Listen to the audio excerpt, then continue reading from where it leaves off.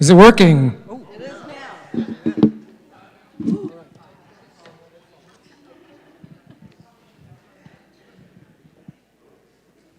Okay, I'm going to read this because I didn't have time to memorize it. Welcome, my name is Tim Metcalf, part of the Festival Organizing Committee. This year's festival is made possible by the generous support of festival sponsors, Brattleboro Community Television, the Stepansky Family Trust, the Vermont Humanities Council, and poets and writers. We would also like to thank our advertisers. Who is that for? Poets and writers? Who are the poets and writers? Are they here? Everyone is a poet and writer in Brattleboro. Okay, we would also like to thank our advertisers and encourage you to support them. The festival is run entirely by volunteers, but has very real expenses, so we encourage you to make a donation to one of the donation boxes sometime this weekend, or you can use the QR code to donate online throughout our website. Please take a moment now to turn off the ringer on your cell phone, but feel free to use it to take photos and share them with us on social media.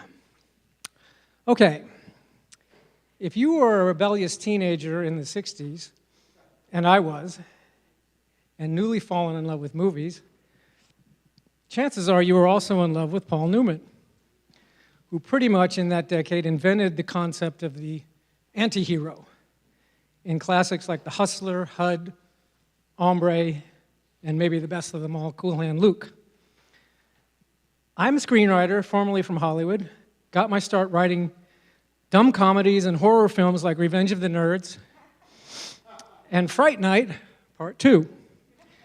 After saving enough money from this wallowing in the mud, the first script I sat down and wrote from the heart was set in 1968 about a kid who was obsessed with Paul Newman movies.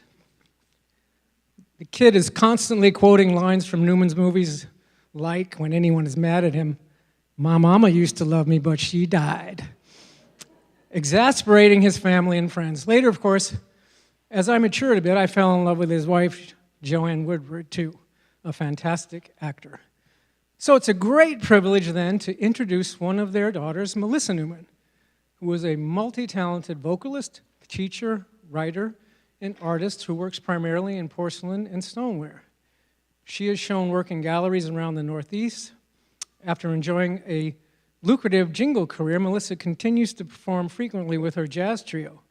In addition, she spent almost 20 years volunteering and working with women at the Bedford Hills Correctional Facility in New York, teaching visual and performing arts there.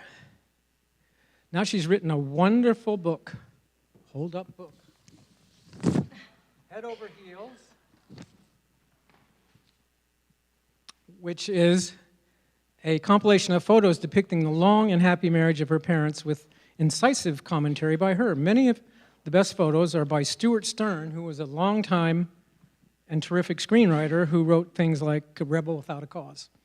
He's also a great photographer. He also wrote Rachel, Rachel, which was one of Joanne Woodward's great roles that Paul Newman directed. Anyway, so a lot of the other photographs are by portrait photographer Philippe Halsman and the legendary author and photographer Lawrence Schiller. I've read it, and it's a beautiful book, one well worth owning. So without any further ado from me, here is Melissa Newman. Did I make any mistakes?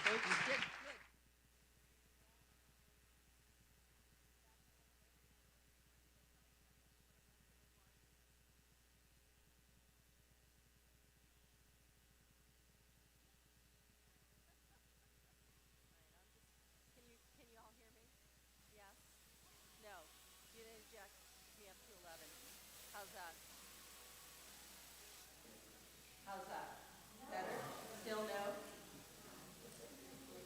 I'm really loud and I can talk like All right, let's try this again. How's that? Is that better? Happy medium?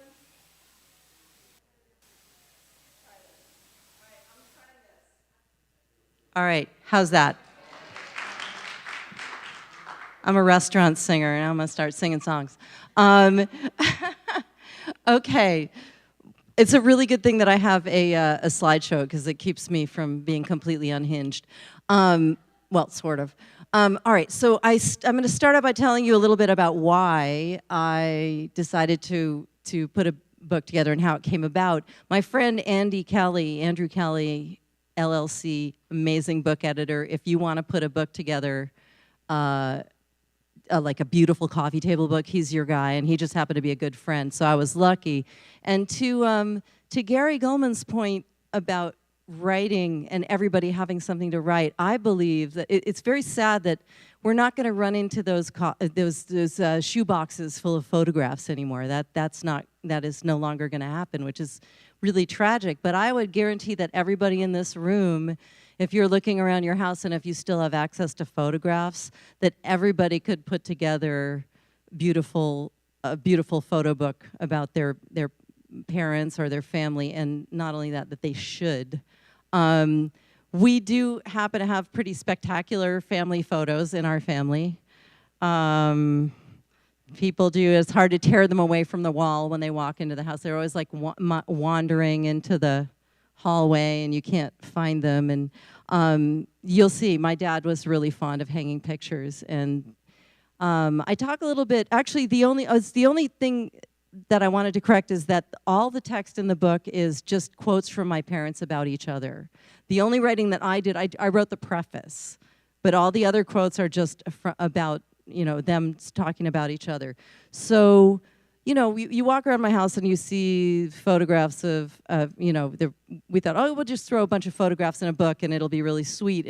But it's really different when a lot of those photographs are taken by, Richard Avedon and Philippe Halsman and people like that, because it's a whole different animal. And Andy was the one who did yeoman's work and tracking everything down and negotiating. And we had the most incredible experiences with photographers, many of whom were just really, really thrilled to be part of this. And that was really moving. All right, let's see. So is there anything else I have to say? No, I'm going to start. All right. So this is from a letter that my dad wrote my mom, and anyone who's thinking of writing some love letters should take some. He fell really hard, and I was looking around. They kept saying they kept saying at Little Brown, we need proprietary material, and I said I didn't even know what that was, and then I was worried we didn't have enough proprietary material, so I started poking around, like not stuff that everyone's seen. So I was up in my mother's attic, and I was reaching around and kicking dead mice out of the way, and anybody who owns an old house knows that that's not a euphemism, right?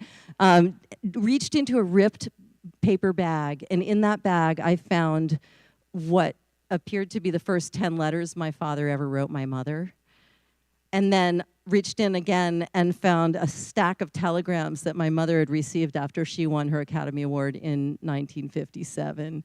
So, this was this close to going in the garbage. And I had a moment with the letters where I was like, maybe I shouldn't, and then I ripped them all open and started reading them, and I thought, well, how lovely. I could just, I'll photograph them and I'll put them in the book. But then I'd be reading and I'd say, Dad, I can't, they were they were bawdy, not smutty, but bawdy.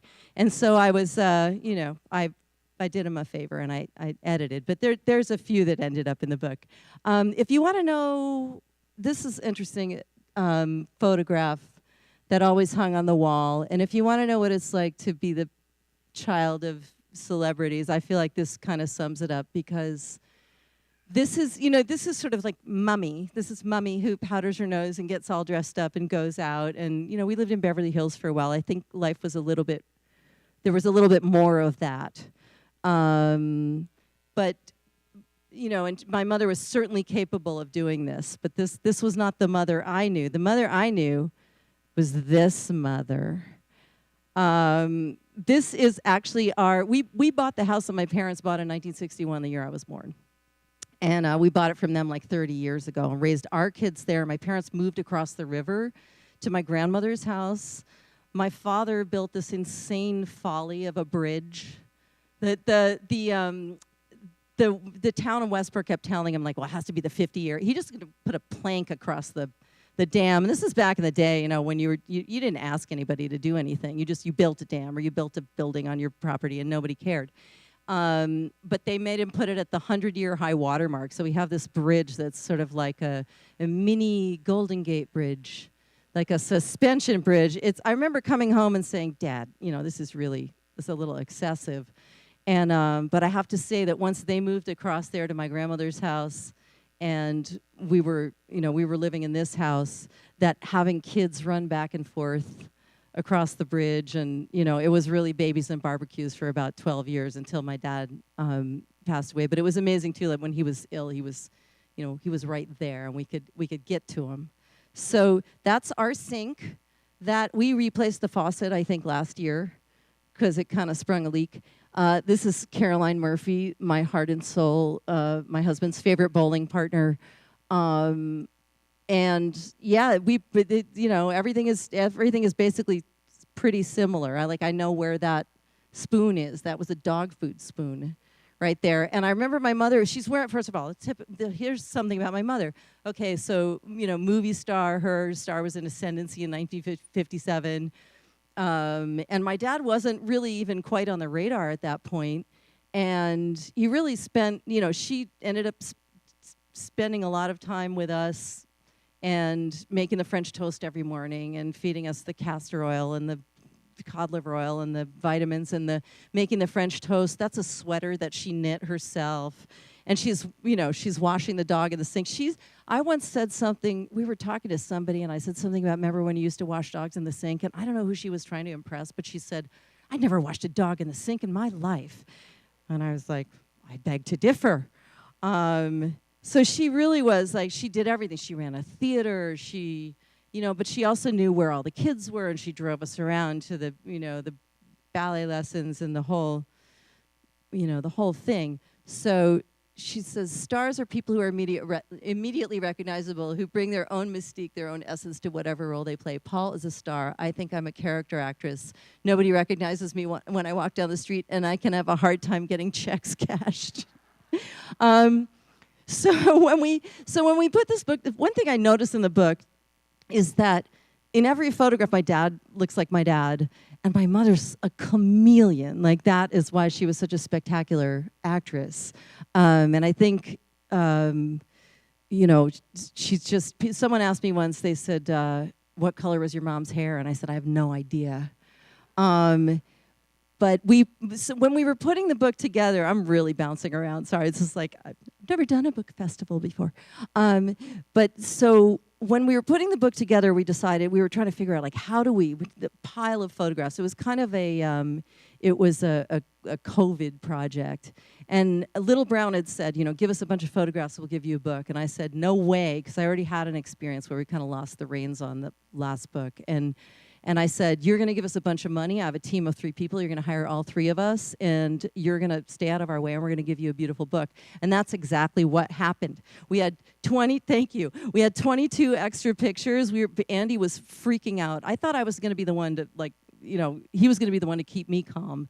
And he was like, we have 22 extra pictures. They only said we could have. And I said, we're just going to hand it in the way it is. And we handed it in. They never made a peep. And they said it was the most beautifully realized manuscript, a lot because of the way Andy had already done. He'd done all the captions. He'd done all the back-end material. They're like, well, we're going to have to do the captions. I was like, nope, done. So it was really amazing. But we were trying to think about how to put all these photographs together. We were thinking, we don't want to do chronological. He said, who wants to watch, Joanne Woodward and Paul Newman grow old in a book, right? Anyone can do that, right? So we thought a lot, and it was actually Andrew's idea that he said, why don't we just make it an art book? Why don't we just take all these photographs and these quotes and go through them and just get a feel for what we think should go with something else. So, for instance, this quote we put together with this incredible picture of my mother. I think it was from it might have been from Paris Blues, where she's leaning over in a black bustier, looking really, really sexy. But what we did was we paired photographs, so we would find say a hand gesture or an echo of negative space in both images, and just the way that we paired the quotes with the photos and the photos with each other was just really, really intuitive. And I think it ended up, people say that when they finish looking at it, they feel as though they've been there. It's really immersive. And I think that in light of the fact that we all have such short attention spans now, not that I ever didn't, but that it kind of reads like an Instagram feed. It's just like, you never know what's going to be on the next page, So, and I think it ended up really working out. This is our house. That is a picture that was taken in the year 2000. I told my friend Wayne Saville, I was like, Wayne, I put a picture of yours in a book, and I forgot to ask you. And then I wrote him a check. So that's our house. That's the river. This is in the winter. When the river used to freeze, we used to chop holes in the ice for my dad to jump in the water and swim because he was an idiot and a man. And he had a, I don't think, well, that's not true. Women do it too, but yeah, he had a sauna and used to just go in the sauna until he was red as a lobster and then come out and jump in the pool. I mean, jump in the water, and we would chop holes in the ice for him. And then the bridge is right here. And my parents, so they owned this house, and then they owned the house across the river. And I always say a lot of movie stars own, they'll, an apartment in Paris and an island somewhere and whatever. My parents owned 2 houses on either side of a creek in Connecticut. And they would go back and forth. They would move back and forth all the time. Like sometimes they would live there. Sometimes they would live at my grandma. I always say they never knew where their underwear was. And they had everything everywhere. And it's just funny because I can remember my mother saying, can you guys just get your stuff out of the house now? Like, you're all adults. And now there's still stuff. There's stuff that belongs to my sister's boyfriend from high school, like up in the attic. There's, and I was saying things to my kids, can you please get your stuff out of here? There's a box in the attic that belongs to my sister, Susan, who can be challenging. And there's a box. It's about the size of a dead body, and it says, Susan's Don't Touch. And I think it's been there, it's certainly been there since we lived there, and I'm afraid to touch it. Sorry. Okay, so this is basically every house we ever lived in, whether it was California or whatever. My dad would wander around with mouthfuls of nails and a hammer. And there was just a patchwork, and there were always more than one wall or an entire hallway or, a staircase that was just full. And they keep multiplying, And so this is one of the reasons why I said, well, we obviously have to make a book. And so many of these photos, I always said that I wasn't sure that the photos were, like the photos have aged with me. So they look at me and I look at them, and we evolve as time goes by. And it's so hard for me to figure out whether I actually have memories or whether I just have memories of photographs. It's confusing. I'll point out, okay, so this photo right here, just because my mom is such an amazing human being, right? So 1957, she didn't have enough money. She was nominated for an Oscar and didn't have enough money to buy a dress. So what did she do? She whipped out her black Singer sewing machine and she bought a bunch of green silk, which is notoriously hard to work with, and she made herself this stunning ball gown with a jacket with a portrait collar, and that was my mom. And still making French toast for the kids and doing things later. But she was Joan Crawford said she set fashion back 100 years by making her own dress. You know what I say to Joan Crawford? Right? When I found the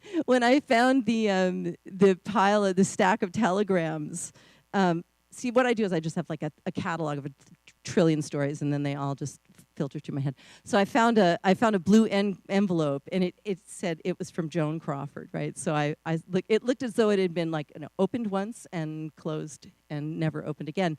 And I opened it up, and it said, "Dear Joanne, congratulations on your award. I've heard so very much about your great willingness to learn." Nasty woman. So so yeah, so I know. Get a life, Joan. Um, so so for a long time, my husband and I lived in a house. We were always going to move into the house, but when we were ready to move into the house, I said to my parents, like, we had a baby, we were living there, and I said, well, why don't we just move in? And they got all dog in the manger. We're like, we're not ready yet. And so then we bought a house and furniture and everything, and 2 years later, they're like, now we want you there. So we had a big tag sale. So we have, like, every couch in the house is from 1961. And my mother and I are big, huge fans of slip covers, and we would always re-slip cover the couches. And what I realized when I finally moved in there myself was that we had been, the cushions had been ossifying as time went by, and they were sort of like pats of butter at that point, and we had kept getting slip covers, so I finally, indulged my whim, and I got new cushions for that. Because they don't make couches like they used to, as we know. Okay, so anyway, so 2 pictures I had of my parents. This one of my dad riding hell-bent for leather on a horse, and this one of my mother wearing nothing but fishnet stockings and balloons. I told you we had good family pictures. So so I had these 2 pictures in our house, and we would have people over for the baby groups or whatever, and people would say, who are these people? And I would say, they're my parents, and then I would walk away. So this is a picture of me and my dad. There were 2 pictures like this. One was serious and one was silly. And of course, you're going to pick one. You're going to pick this. My dad, how many people here have heard of the hole-in-the-wall gang camps? Thank you, a lot of people. If you haven't, my dad started, he started camps for kids with life-threatening diseases. I think they've been around now for 30 some odd years, and I think there's now 30 of them all over the world. The original one is in Ashford, Connecticut. They're places where kids can just, dump their prosthetic leg on the ground and do the climbing wall. We have a zip line that can take a wheelchair. The kids can get chemo while they're there. They can get tube feedings while they're there. It's a place of such incredible joy. Like, I urge you all in a world where we all need a little bit more of that to look them up. There's great, if you just look up Paul Newman and camps, it'll come up. But so this was my dad, and this was, he was a goofball, my dad. He was really a goofy man. He suffered from imposter syndrome. Always, that was one reason he started the camp. He always said that the luck that came his way, that he stumbled into, he wanted to even level the playing field for another group of people, and he thought about children with life-threatening diseases, and that was part of the urge. But he would go up to camp and be a counselor up at Hole in the Wall, and there's a children's book writer named Jared Krasoska. Thank you. I can never pronounce his name. So Jared was a counselor of a camp, and he tells this amazing story where he said, early on, my dad was going to be in his cabin. It was the first time my dad had volunteered for like a whole week, and he didn't stay in the cabins, but he was always there 7 in the morning till 10 at night. My husband, my Sherpa back there, he did like 12, 13 years at camp in the summer. Our son did a whole summer there. Like, it's just such a cool place. But so Jared said he found out that my dad was going to be in his cabin, and he said, "Oh shit, Paul Newman's going to be in my cabin. This is going to be like, there's enough going on." And so they do this thing called polar bears, where they get up early. If the kids that get up early in the morning get to do an activity. So my dad said, "Well, what's polar bears in the morning?" And they said, "It's fishing." And he said, "I'll meet you at 7:30 at the fishing, at the fishing house." And so at 7:30, Jared got up, and none of the kids had gotten up. So he's like, "Great, I can go back to sleep." And so he went back to sleep, and then he woke up at 8 o'clock, and he freaked out because he realized that my dad was there. My dad was waiting there and had picked out all the fishing rods, the best fishing rods for his kids, and had them all lined up against and Jared had to apologize. But anyway, so this is my dad. My dad was also like he was an inventor. He would invent things. Man, I'm gonna have to zoom through the rest of the slides.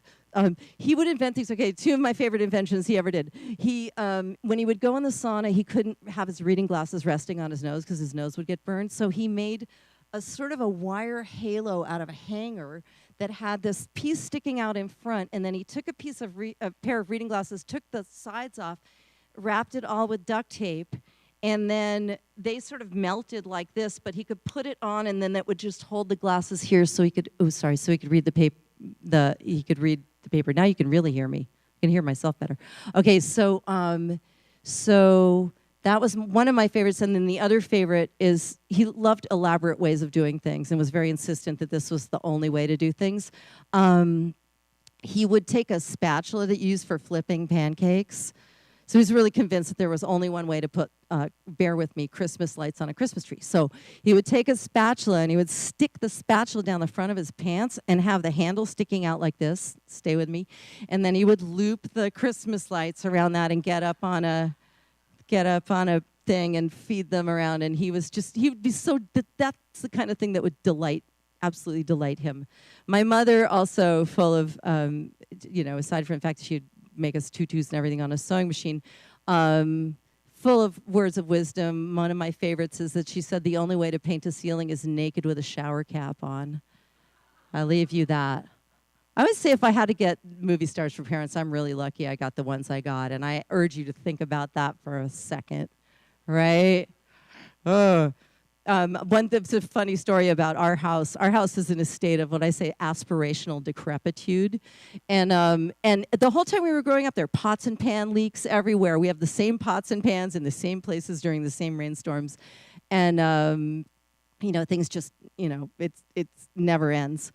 And so Sylvester Stallone came to our house once to have a meeting with my dad. And he shows up with his guys, And the parks driver service, and we were friendly with all the drivers because they drove for our family on and off forever. And one of the parks drivers said that when Sylvester Stallone left what is now our house and had a meeting with my dad there and got in the car with his guys, and this driver told me this, he said he got in the car with his guys and he said, "Who would ever think Paul Newman would live in a shit box like that?" And that's our house. And I want to have it chiseled over the door someday. I feel like he's going to call me someday and just be like, "That never happened." I'll be like, "Nope, I heard it did." Okay, so we were talking about Stuart Stern before. So Stuart Stern was sort of like heart and soul of our family. He was, as was said, he wrote the screenplay for Rebel Without a Cause. He did lots of projects with my parents. I think he worked on the screenplay for The Battler. I think that's how he met my dad. He met my dad 12 days before my dad met my mom. He fell madly in love with my father, and then when he met my mother, he was really jealous. And then they became best friends with a shared affection, I think, over how difficult it was to be in love with my father, which they both were. And one thing I found when I found all those letters was that I think my parents were having an affair for a lot longer than I thought when my dad was still married, because the letters were dated 1955. And I had always thought 57 because I always heard they fell in love. I'm not sure when Picnic was made, but the story was always that they were rehearsing a dance sequence backstage, and my mother was she was an understudy, and he suddenly realized that he had the hots for her. Anyways, but they had a long, torrid affair with a lot of collateral damage. My father was married to a woman named Jackie Witt who wanted to be an actor. He had 3 children with her. And then he left her for my mom, and then they had to watch, my parents get famous together, and I can only imagine what that was like. My half-sister, Steph, came to live with us when she was 14, and she has my mom's name tattooed on her arm. So my mom made sure that we were a family. She always says that your mother gave me my sisters because she didn't have to, and I'm really glad that I had access to all my siblings. So that was really wonderful. Stuart Stern took these photographs. Some of the best photographs in the book are from Stuart Stern. And I have a feeling that what happened is that my dad would say, "I'm going away to Vermont with Stuart." And my mom, yeah. So they, the two of them, there's the two of them singing. And you could tell Stuart, his other favorite thing besides my parents was cows and that Vermont. This is a letter that was in that stack of telegrams. It says, "Forgot to mail your letter, so I figured it would be nice you got something this morning." I can barely read this. "Love you and did the same yesterday, which is pretty good for a young buck like me, and you too." Like he was sending her a letter every single day when he first fell in love with her, and they're really sweet. And he never stopped being fascinated by her. This is from one of the letters. "No one sings like Woodward or acts like Woodward or bitches like Woodward or kisses like Woodward or talks like Woodward or talks as long as Woodward or wipes water out of her eyes like Woodward or smiles like Woodward or cusses like Woodward. No one is as theatrical as Woodward or changes like Woodward or listens like Woodward or laughs or cries or hiccups or nothing like Woodward. You was a specialist super and absolutely unbeatable wench, and I love you." They had a complicated relationship. He fell really hard. They were very passionate about each other. He respected her as an actor, beyond. But as somebody once said, if you can survive the first year and the first infidelity in Hollywood, you're doing well. So it wasn't easy. She was mercurial. He was a heavy drinker and had women throwing themselves at him.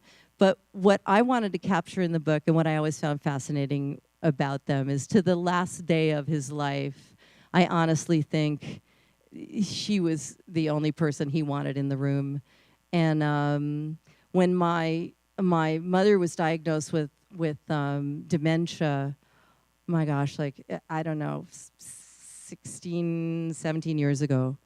And shortly after that, my father was diagnosed with cancer. And I honestly believe that wasn't an accident. I honestly believe that my father said, "I'm getting cancer now. I can't do this." And I always, always, always felt that my mother would have survived. Had she not had dementia, she would have probably be remarried and having a whole second life by now. But I always felt like she would be okay without him. Sad, but okay. But I always felt like I don't know what would have happened to him without her.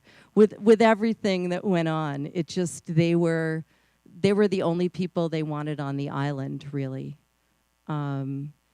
So this photograph is called "Women I Like to Sleep With," and the reason for that, is that my father liked to put little plaques on things. He was in the habit of collecting early American children's portraits. If you're familiar with those, they're pretty creepy, right? And early American portraits in general. And he would put little plaques on the bottom that said, Colonel Newman McNewmanus. It was this like punny Ohio goofy sense of humor that really ran in the family. His uncle was sort of a writer of doggerel verse. Rhyming couplets, but always referencing Greek mythology and physics. They were really smart. Actually, Bob Dylan took one of Uncle Joe's poems and put it to music. It's on a bootleg tape somewhere. So yes, at the bottom of that it says "Women I Like to Sleep With," and that was hanging in their bedroom, just to remind him. This is from Rachel. This is. Has anyone seen Rachel, the film Rachel? Yeah, it's some people. So my father was constantly looking for projects to do with my mother, and again, I always say that in an effort to really prove to the world how spectacular she was as an actor. So Rachel was this wonderfully handmade, artisanal. I think they're doing it more now because there's so much work being made for streaming. But there was certainly a long period in Hollywood where films weren't made this way. And I remember my father working on some film where he said, it's so sad because people, they come to work with a briefcase, they do their work, and then they go home. And it used to be that, I think coming from the theater also, we were raised to believe that theater was real acting, kind of, and film was something else. And So this was a labor of love. Everybody worked for no money. There was people were all madly in love. There was just like a love fest of people that just gave their heart and soul to this project. And you can tell, and I can never remember, he was nominated for Best Director. The film was nominated a number of times for Academy Award. I think my mother was maybe nominated for Best Actress. It's weird that I can't remember this stuff. But it's a very handmade film. I'm in it in the background. My sister Nell actually plays my mother as a young girl, and she's luminous, like just really unusual. She's a scientist now. Then she was also in the effect of gamma rays on Man in the Moon Marigolds, which was another film they made, and they made them close to home so they could always come back home. And they were just labors of love, and everybody was around barbecuing and discussing the work, and it was a really, really beautiful thing. But what I love is there's this whole back and forth of letters that I found between Stuart Stern and Dee Dee Allen, who is a phenomenal film editor, my dad talked into working on this film. She had been reluctant, and she said it was the best experience she ever had making a film. And so there was a number of love scenes in it, or sex scenes in it, and various things. And my dad had decided he didn't want to film this scene. And so Stuart and Dee Dee Allen were badgering my dad to try to get him to film a scene. And he kept saying it could be obscured or alluded to or something. And I love this picture because I just like to think he's jealous.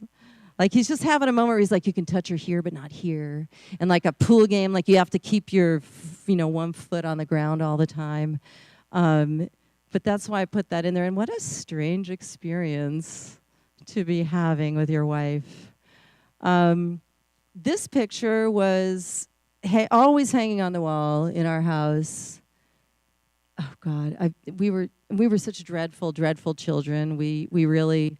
I was just saying. Somebody was saying their daughter went to the Putney school, or son went to the Putney school, and I said my sister was, I think, the first girl to get kicked out of the Putney school, which I think is kind of like, you go. She's awesome. But yeah, that was pretty crazy. But anyway, so we were dreadful children, and this was always, we always thought this was an admonishment that, we should behave. But then when I finally found out that it was taken in by my dad in 1957, I realized that this had nothing to do with children. This is one of my favorite quotes. I thought Paul was grossly untalented when I first met him. I remember going to dinner with Kim Stanley when we were all doing picnic together in Cleveland and saying to her, God, it's a good thing Paul Newman is handsome because he certainly can't act. And we paired this with an amazing picture. I think it's by Philippe Halsman of my mother helping my father do a headstand. You have to see. You just have to see. You'll get it when you look. When you look at a book, we wanted it to be sort of subliminal, where you're like, huh. Because I always think like the moment, rather than having everything be really obvious, I always think that the moment between the time that you go, huh, and the time you go, oh, like that's when it goes in. So it's we had such a good time putting everything together. My mother came from the womb knowing that she wanted to be an actor. Oh my goodness me. It's getting there.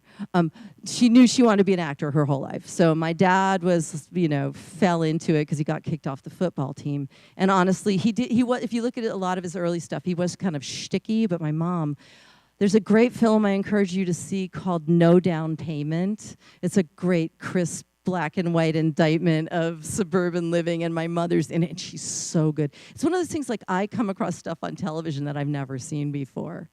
And it's kind of amazing. The letters and can you believe almost went in the garbage, right? I mean, just the stamps alone. Yeah, that one on top is from Ingrid Bergman. It was just, and the letters, just, so sweet. This is my father.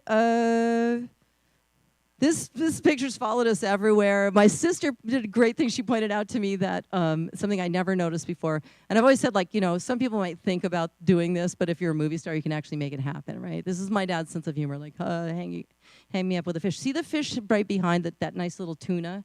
See, and with the little sneakers, and see the blonde hair? I never noticed that was my sister. She's the angler of the family. She outfishes my dad, like her whole life outfished my dad. She can out-hunt, out-fish, and out-drive any guy I know. And she's gorgeous. That's my sister, was my sister now. My dad on his wedding day. As you can imagine, my parents were married at the little chapel in Las Vegas. They just wanted to do it on the down low, like really quietly, and their publicist decided that they needed to have people there. So she just invited random people who were playing Vegas. So like Edie Gourmet and Steve Allen, and there's these people that weren't really friendly with my parents were all at their wedding.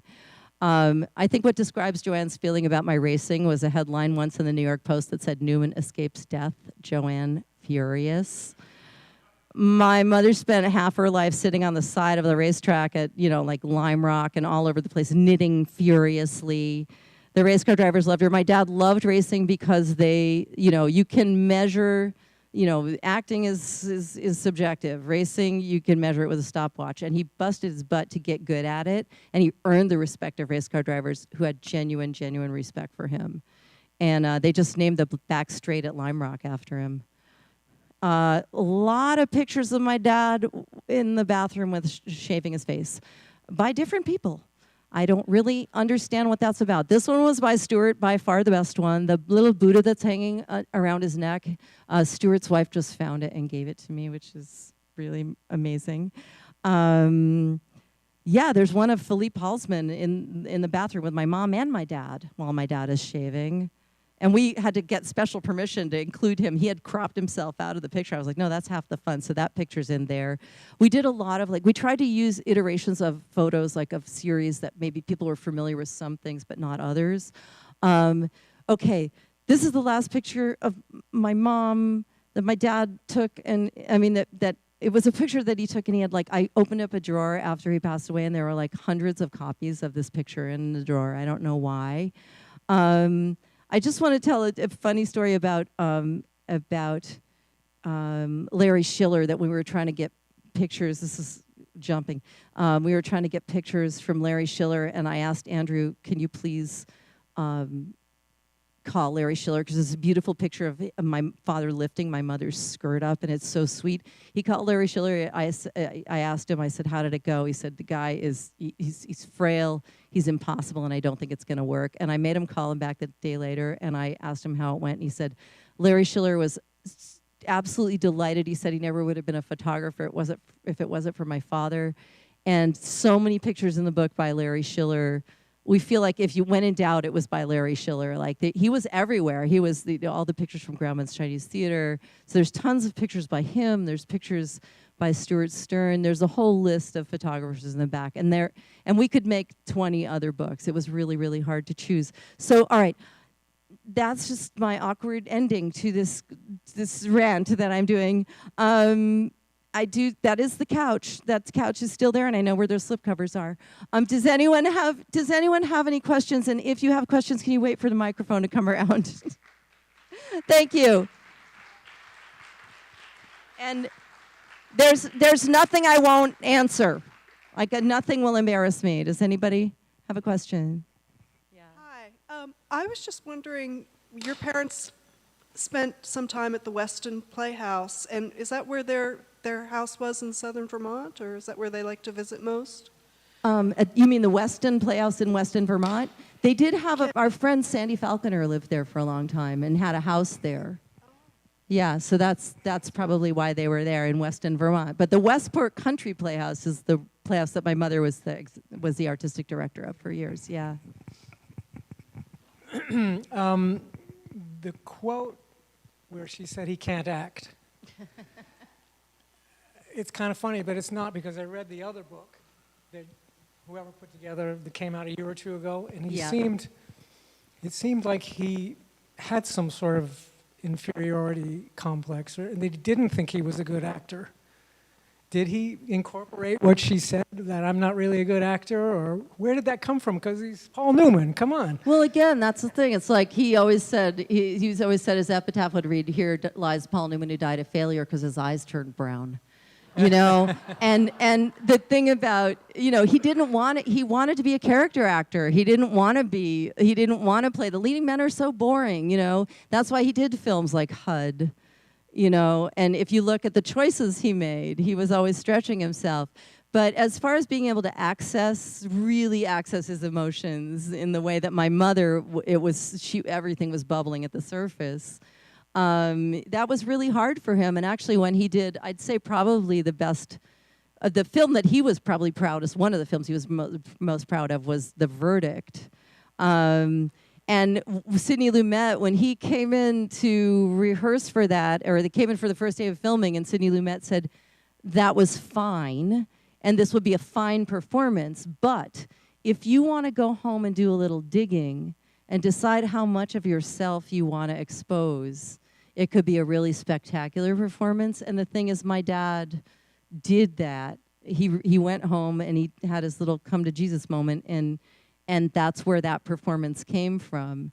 And you know, I mean, my dad was an alcoholic in the same way that a lot of men in that age were alcoholics, but it made life difficult, but at the same time, in the most frustrating way, I think he plunges his face in sinks full of ice cubes in more than one movie.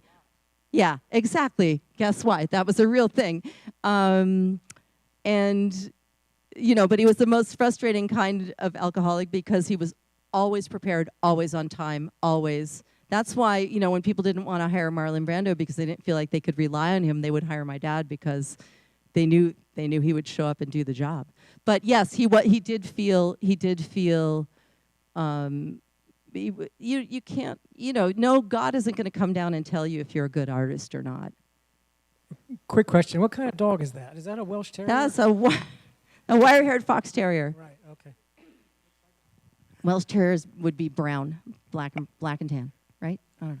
How many films were you in with your folks? Me, I was just in the background of a few. I did one television special with my mom, and then I did. I played the young Mrs. Bridge in Mr. and Mrs. Bridge, and they for my dad was originally there was supposed to be like a silent scene where they're in bed having sex with each other and she's just lying there, and the guy that they chose to play my dad as a young man was not only my roommate's ex-boyfriend but also my little sister's ex-boyfriend, and I don't know by who saved me from that, but somehow they never filmed it, so I didn't have to go through that. But I did have to pretend to have children when I was still afraid of children. Questions? Anyone else? Oh, back there. There we go. Hi. I was wondering how this project may have changed how you yourself sort of capture moments with your family and kind of how you look at correspondence or, you know, memories. Oh my gosh. Well, my dad said a really nice thing to me. He said, "You broke the cycle of bad parenting." And I don't think my parents were great. They were wonderful friends. I think they got better as parents as time went by. And I think that this is probably not answering your question, but one of the great gifts they gave me was because I'm an artist. People always say, "Were you ever an actor?" I'm like, you know, no, I'd rather shoot myself. Like I fell into a couple of things, but I'm every other kind of artist, you know, I'll take any other kind, and like having, being able to look at my son and say, like, "I want you to be a jazz drummer," which no one ever said ever to anyone. But being able to look at, you know, like knowing that I had a son who was an artist and watching him try to struggle to be like his friends, and I was like, nah, yes. He's running a recording studio now, and he's finally embraced that aspect of himself. But like, it was just such a gift to be able to, you know, embrace whatever came their way, you know, to be open and supportive and 100%, you know. And also I married a very practical man.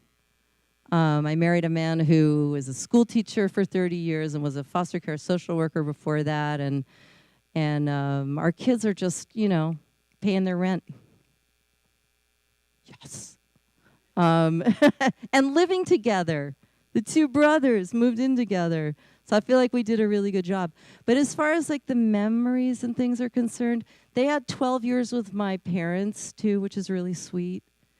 Back and forth across the bridge, and we really were like a village, and I was so lucky. Yeah, I mean, I feel like this is my gift to them as far as that. This is their photo book about their parents. Now I have to make a photo book about them, right? We got a few shoe boxes. Anyone else? One more over here. I want to ask you about your grandma and what she was like, and was she the one who taught your mom how to sew? And Oh my gosh. Yeah, my father had a falling out with his mom, and so my mother was the one who took us to visit her. But my mother's mother was like a little fuss budget lady who didn't know how to raise. When she got divorced, and she and my mother were living in a little apartment together, and she was making all my mom's clothes. And of course, my mom was like, "What did I do with those dresses?" And all she wanted was a store-bought dress to go to the prom and all that. But yeah, I just used to go. She used to live next door, and I used to go digging through fabric and stuff like that. And yeah, she was a lovely seamstress, but she couldn't wake my mother up and get her to go to school. Like, my mother was really raised herself, And my dad grew up sort of middle class. They had a sporting goods store, so kind of different. But my mom was really scrappy because of that. And my grandmother could make, canapes and bridge for the ladies and the whole thing, but she just wasn't very practical as a parent. So.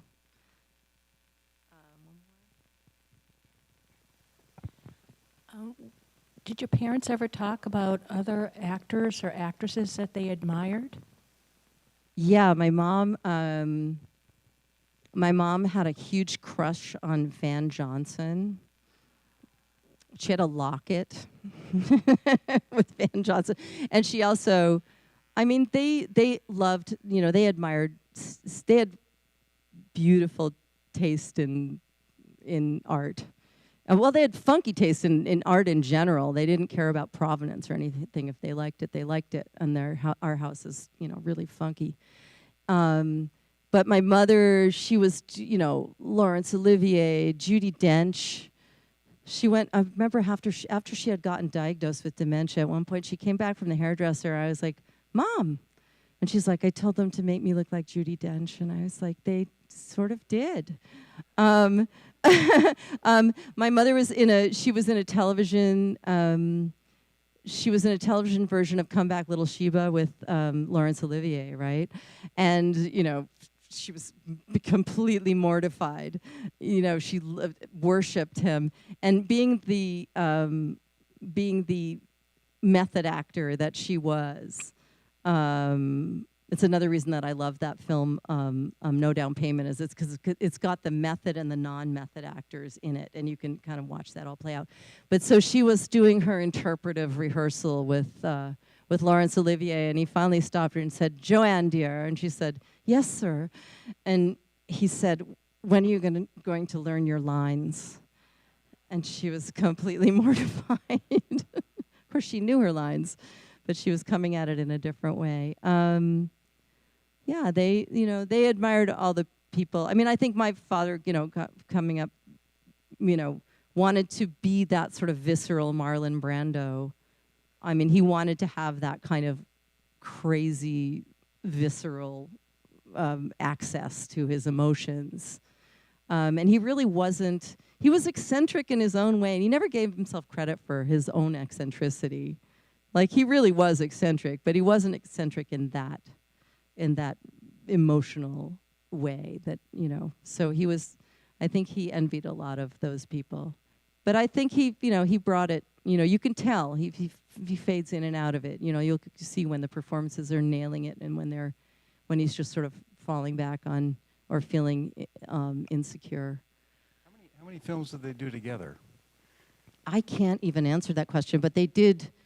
I mean, he directed her in a few, and the ones, the one that I love is A New Kind of Love, which is the dumbest. I mean, let's like talk about curling up on the couch, and also in light of modern day sensibility, it's basically a movie about a woman who has a job and is self-sufficient and becomes completely infantilized by a man and gets a beautiful makeover by Edith Head, and then falls in love with my rakish, and does everything to like lure my father to fall in love with her, and ends up like a simpering whatever. And I decided that the only way to watch it really nowadays is to run it backwards, because she's wearing like a trench coat. She's got her little wraparound glasses and her little cap. She could walk down the street.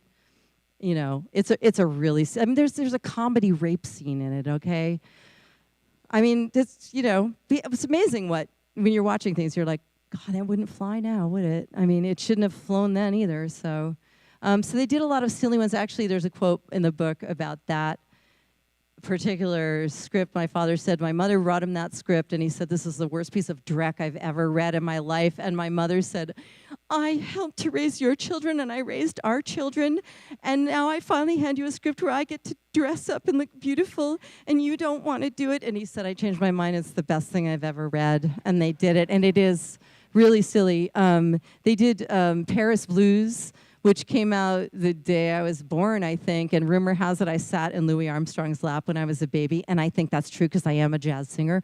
And I think I absorbed it through my diaper.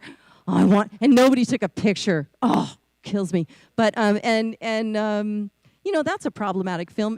Really interesting fact about that, a couple of interesting facts about, so Paris Blues, I was doing a talk on Paris Blues with a friend of mine who's the head of the Jazz Institute at Rutgers, Wayne Winborn.